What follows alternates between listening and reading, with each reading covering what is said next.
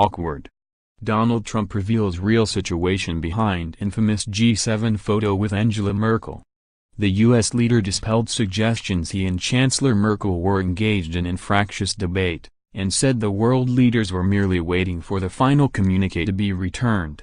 Speaking at a press conference following his summit with Kim Jong-un, President Trump said, "The picture with Angela Merkel, who I get along with very well, where I'm sitting there with my arms crossed, that picture was we're waiting for the document because I wanted to see the final document as changed by the changes that I requested.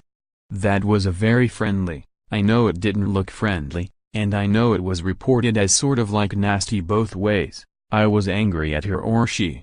Actually, we were just talking, the whole group, about something unrelated to everything, very friendly."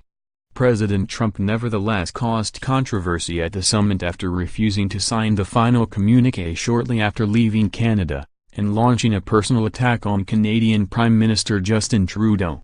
The U.S. leader accused the G7 nations of robbing the U.S., and stated his nation had been taken advantage of for decades and decades in global trade.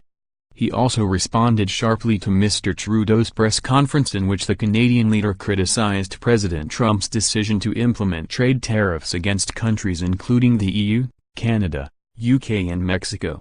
Writing on Twitter, President Trump said, "PM Justin Trudeau of Canada acted so meek and mild during our G7 meetings, only to give a news conference after I left saying that U.S. tariffs were kind of insulting and he will not be pushed around.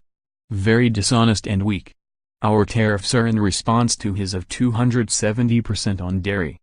G7 leaders have since responded to the fractious meetings in Canada, and criticized President Trump's behavior. Speaking in the House of Commons, Theresa May said, "This was a difficult summit, with at times some very candid discussions. But the conclusion I draw is that it is only through continued dialogue that we can find ways to work together to resolve the challenges we face. The countries round the G7 table have been pillars of the rules-based international order, which has benefited all our citizens and, I believe, the world as a whole. The United Kingdom, with our allies and partners, will continue to play our part in promoting that order to the benefit of all." Chancellor Merkel launched a more direct attack, describing President Trump's behavior as sobering and slightly depressing. She said, "The situation is not pleasant. I don't think that taking the rhetoric up a few notches is going to make things much better.